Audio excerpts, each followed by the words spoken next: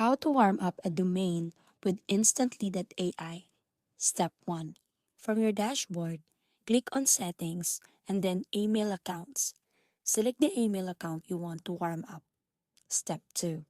Once inside, you'll see the warm up toggle. Simply switch it on. Instantly will now start sending small volumes of emails to other Instantly accounts and automatically interact with them. Step 3. You can customize your warm-up speed, daily send limits, and reply settings. The idea is gradually build trust with email providers. Step 4.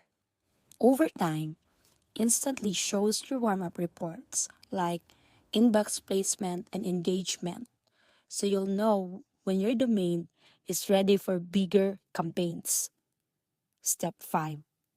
A good practice is to let your warm up run for at least 2 to 4 weeks before sending bulk emails. This gives your domain the best reputation. So that's it.